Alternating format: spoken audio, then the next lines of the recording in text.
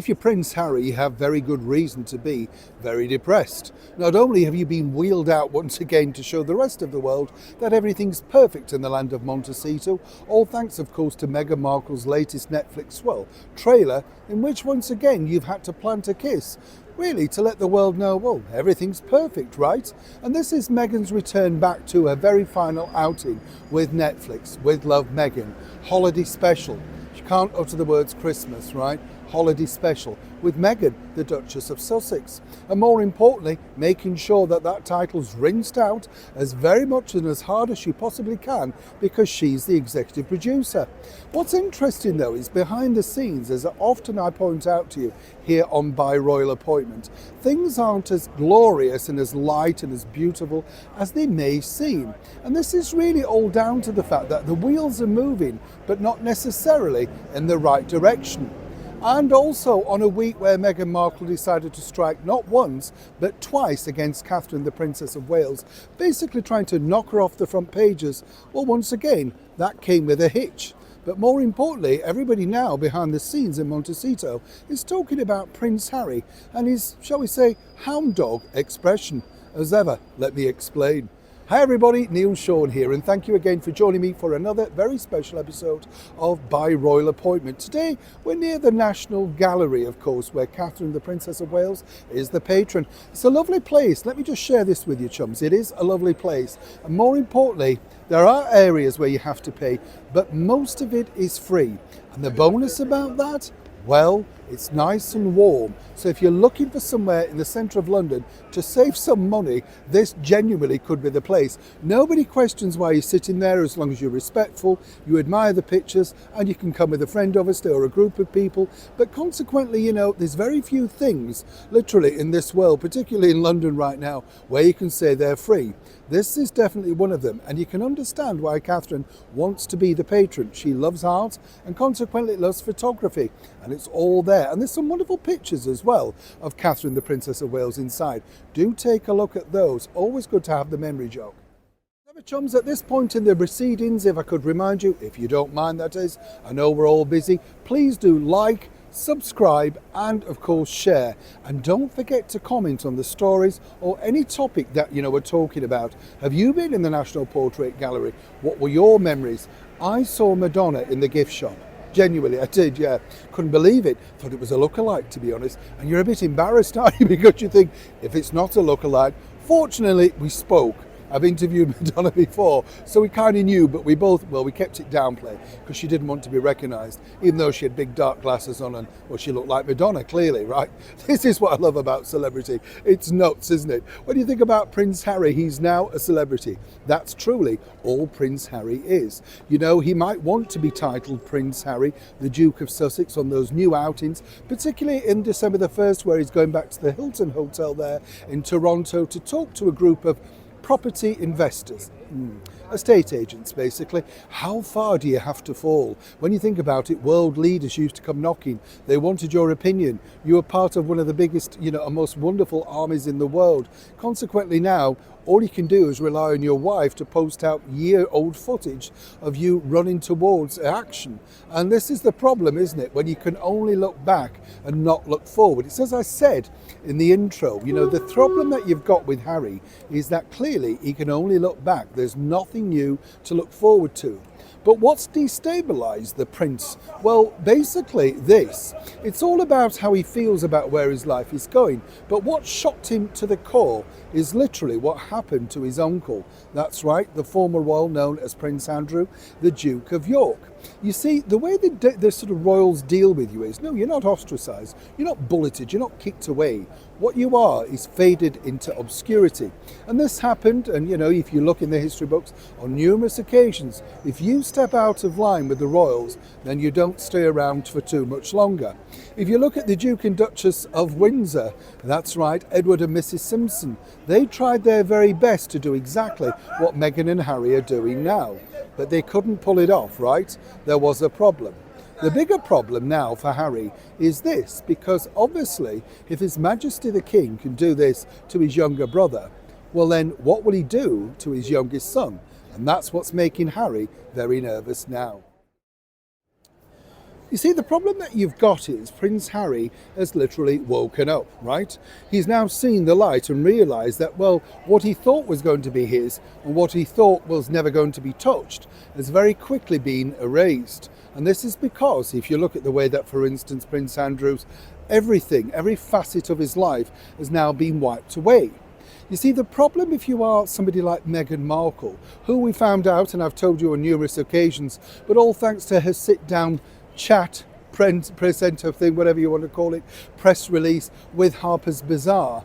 Well, the bottom line is she loves the title now. She's grown to love it. But way back when she was sat down with Oprah Winfrey, if you remember, oh yeah, remember? Well, titles meant nothing to her. It didn't really matter what people thought, what people said. It's very quickly they realise exactly the doors that they open. But in fact, I would say that Meghan Markle and Prince Harry are, well, rinsing the titles, but not in a positive way. Over in America, it doesn't necessarily open doors. The reason why people like the Duke and Duchess of Windsor way back was simply they were deemed as fun, exciting, and had broken the mould. Now Meghan and Harry have done this, but they've whinged along the way, literally every twist and turn and corner. And this doesn't really help Prince Harry, right? Because consequently now what he's believing is, and this is the problem, when he came over here to London in September, he very much forced the thing that on the screens behind him, it had to say Prince Harry, the Duke of Sussex, because he knows without that title, well, he's nothing. At least his wife, of course, was a failed former actress on a sort of soap, right? A cable TV actress. What Prince Harry's got is nothing.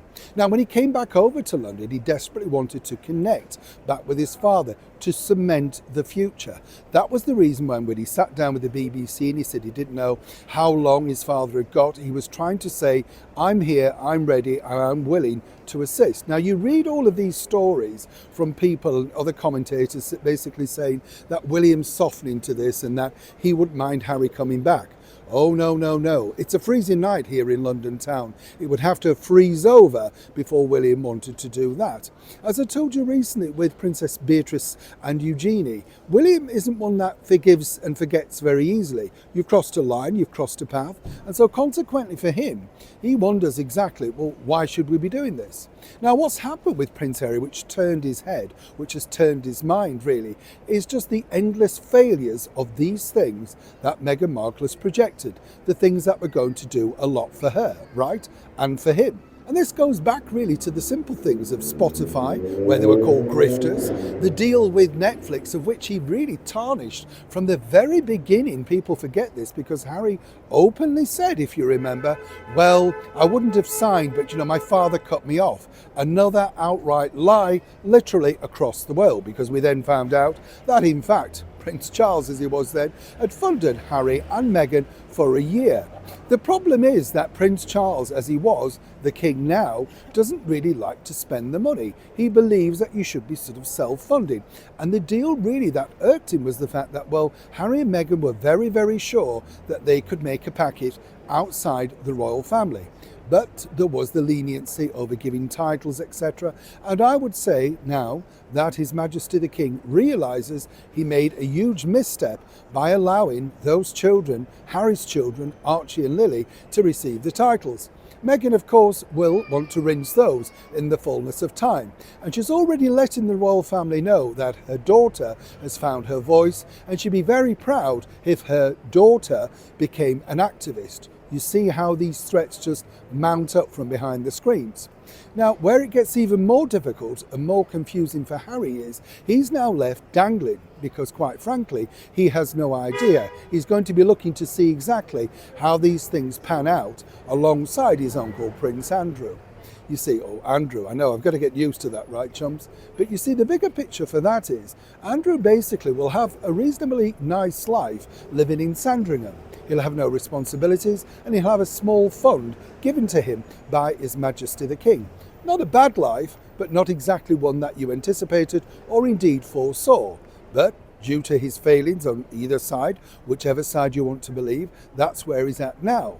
Harry, I've been told, is very, very insecure about the relationship with his wife because he promised her the world, everything. Apparently she was a tortured soul that had been let down so many times. right? Well, obviously by her father, who did everything for her, Thomas Markle. And then, of course, some say by her very first marriage to the movie director, now very successful movie director, Trevor Engelson.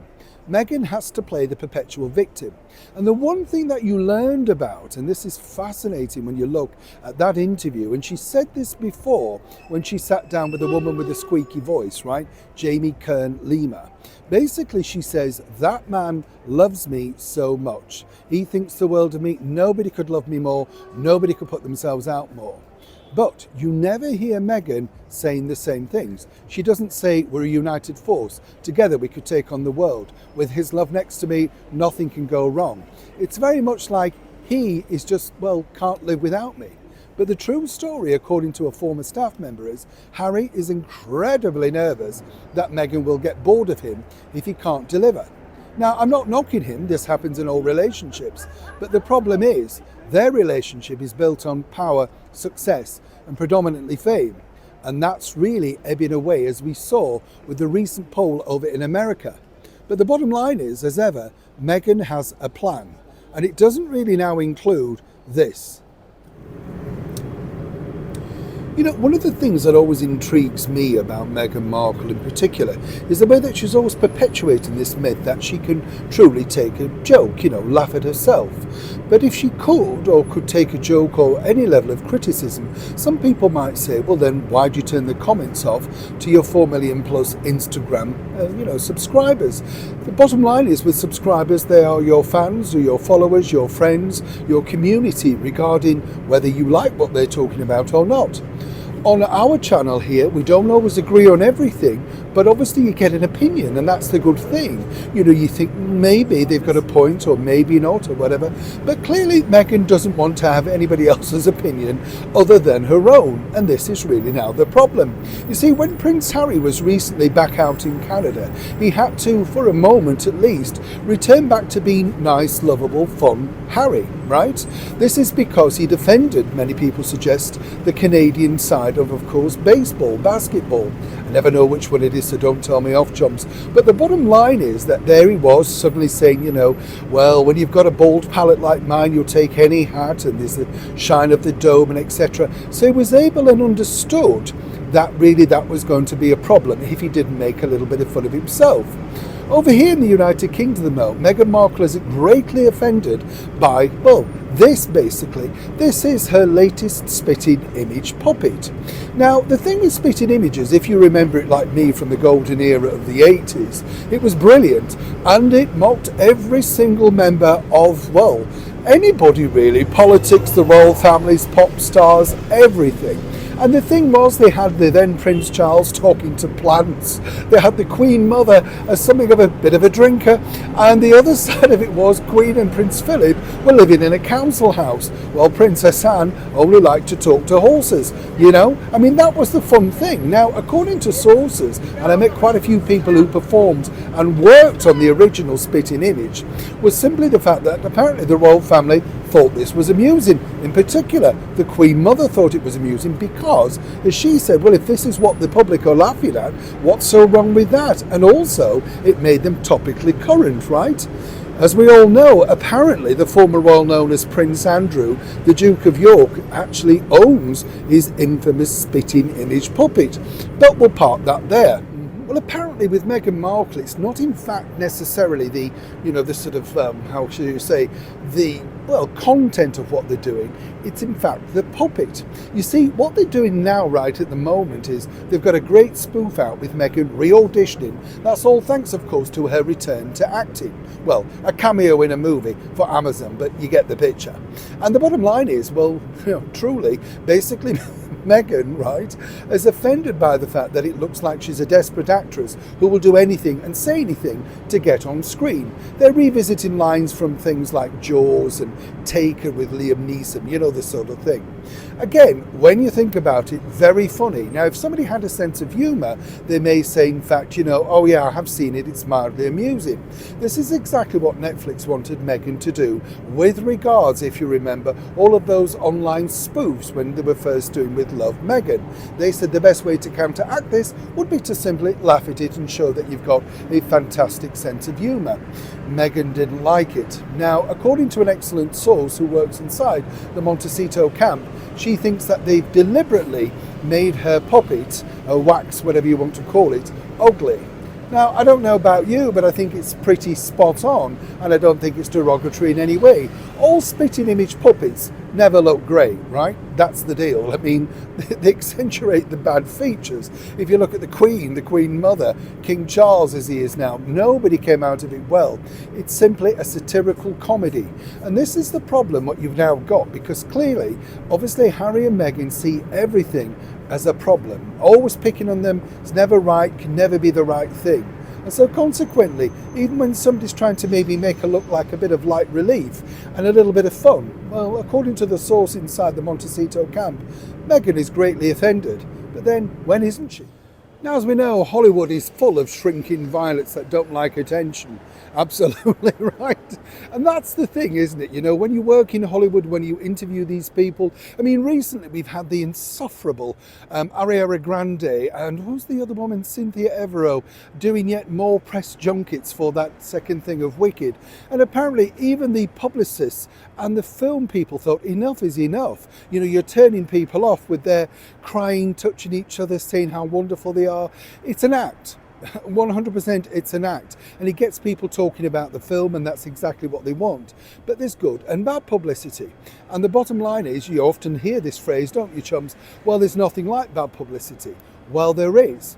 But of course, if you are somebody, for instance, like Kris Jenner, then you are very clever at the manipulation of the media. Make no mistake about that. As we all know now, Harry and Meghan attended her 70th birthday party, where elements of Kris Jenner reached 70. You get the picture. Everybody was talking about how fabulous Kris looked with her new facelift and £1 million it cost for a surgeon, etc. And then, yes, the ubiquitous pictures went up, and then they went down, and everybody talked about it. A very clever marketing PR tactic on both sides. But, as I told you, whatever they say behind the scenes, Meghan Markle did not like those pictures 100%. She felt that she looked fat, frumpy, and it wasn't her very best light. Plus about the picture of Prince Harry leering at 70-year-old Jenner wasn't exactly how she perceived that particular look to be. Now, as you can see, Kris Jenner isn't exactly the hard hitter in the media world that she was. Very successful, very rich, still very powerful, but not getting the headlines. Even her daughter turning up with a mask round her face failed really to get the big impact that she wanted. And the only reason to do that was to try and get headlines ahead of her TV series, All's Fair. You have to keep coming up with different tricks. Now, on the evening there, Catherine and of course Prince William attended the Royal Variety Performance 2025 at the Royal Albert Hall. Kris Jenner decided to show some sort of unity, support for a friend. Did she? Well, here you see, Kris decided to post up the fact that Meghan was popping up in the Harper's Bazaar interview, and then the trailer for her final series with Netflix, all about, well, Christmas and the holiday season. But we don't mention Christmas, you see. Now, why is this significant? Well, a lot of people are reading a lot into this.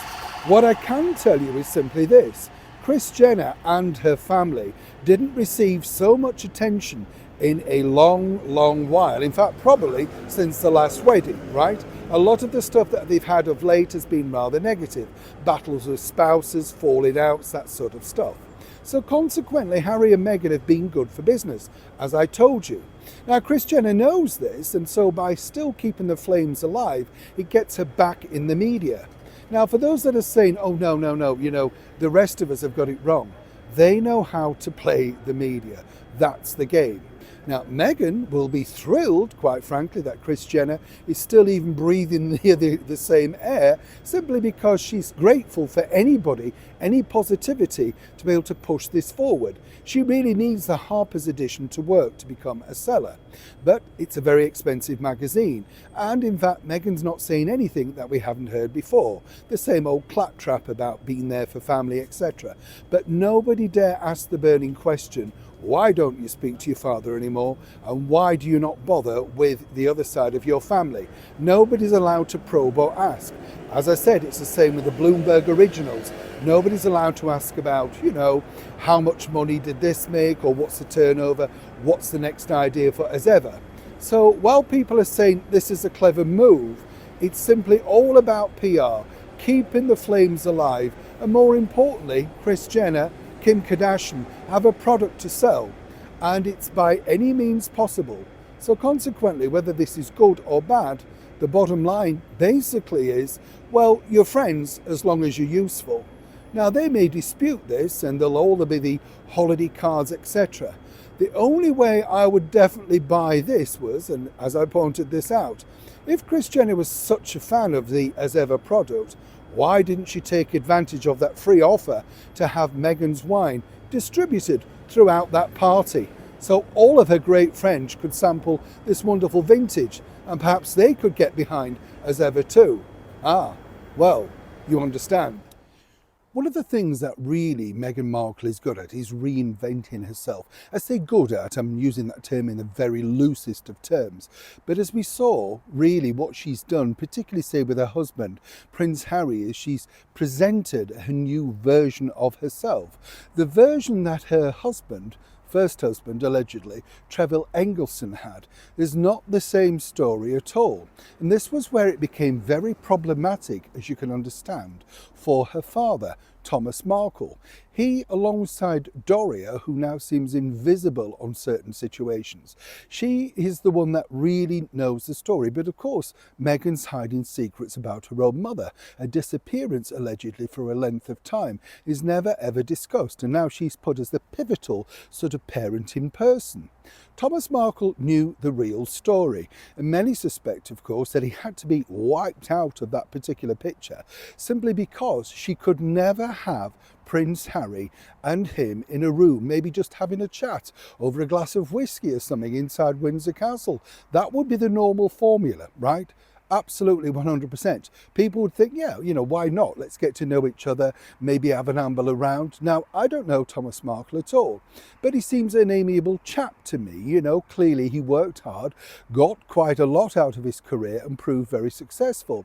I think his biggest downfall really was being so soft with his daughter. But the problem that you have is, as a person who has a daughter in later life, maybe at this point you can afford to give that particular daughter many different things, and you can see the elements along the way. As I say, the pivotal point in this particular segment is the fact that Prince Harry truly does not know his own wife. It's a version of events that she's told him. And again, I often say this, but this is literally from the Marilyn Monroe copybook. I know this from interviewing many different people related to her, and she presented a version, the poor orphan, the going to visit her father who slammed the door in the face. That happened numerous times. Mickey Rooney told me about this. Everybody knew that Marilyn played people very well. Of course, Meghan Markle's a huge fan of Marilyn Monroe and has decided, clearly, allegedly, in my opinion, to take this from her book, right?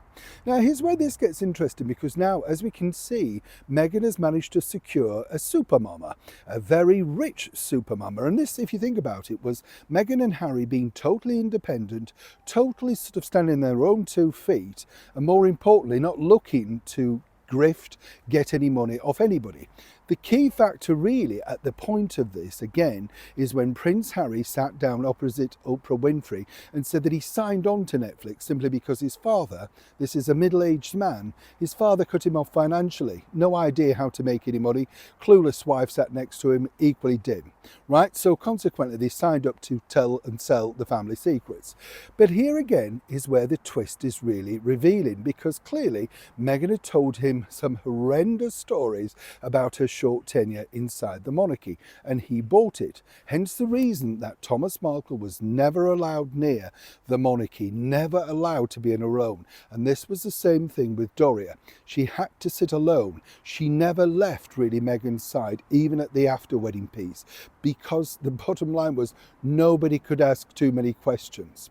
So Victoria Jackson is the makeup-free guru that's made billions and been very successful for many, many decades. And she is, of course, Harry and Meghan's latest sugar mama.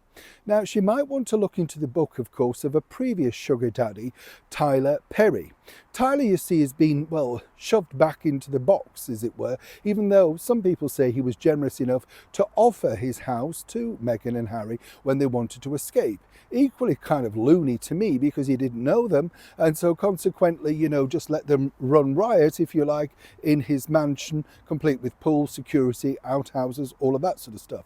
On the surface, looks a nice gesture. Behind the scenes, of course, not so. And more importantly, this did not do any harm to Tyler Perry's career. Now, Victoria Jackson, very clever lady, as I said, no two ways about it. What's in it for her? Well, really, like everybody, she likes royals. And, you know, all Meghan has to do is bring Harry around. He's a little bit like a lapdog in a bag. You know, the sort of really women that you see with the dogs in the bag? Well, this is Harry. You know, Victoria thinks that Harry is wonderful. And behind the scenes, like the lady in Africa and everything like that, she is now the sort of mother figure that apparently he turns to because, you know, she's so wise, etc. But what's interesting, according to staff who worked for Harry and Meghan, and this is the bombshell, the version of events, the story, Meghan's background story, is very, very revealing indeed that she told Victoria. And again, I have to say, allegedly for legal reasons. And obviously, whether Victoria wants to believe this version of events or not is interesting, because this must be the 10-3 right, maybe 20th, who knows? Everybody gets a different version. Jessica Mulrooney, you know you got a different version, right? Millie McIntosh got a different version. Everybody gets the sort of version of what Meghan is in at the moment. And who's the culprit, who's the bad guy? Many might say Thomas Markle is the bad guy. You get the picture. But for now, it seemingly is working. But there's a bigger picture behind it, of course. Nothing is free in Hollywood, absolutely nothing. And Meghan Markle will have to tip up in order to make sure, of course, that she keeps Victoria on side.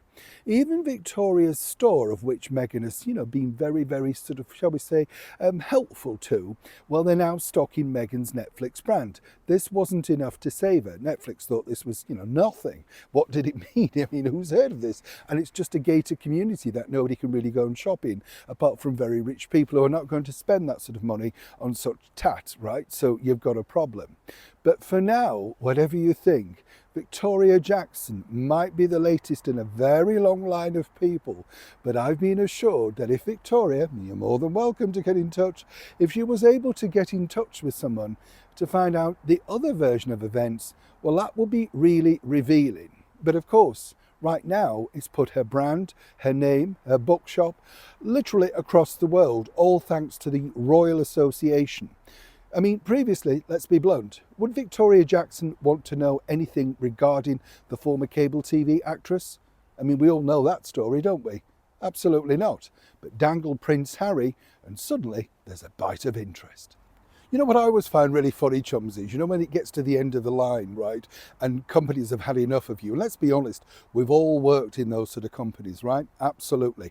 I was listening to someone on the train the other day, and it was interesting because, you know, I don't mean this cruelly, but certain people were being laid off and all that sort of stuff, and the knives were out, and these executives sat around this table, and I thought, oh yeah, 6 months ago, you'd have all been the best of pals, but it's about saving yourself, isn't it? Because you need to keep in a job, you know, this sort of thing.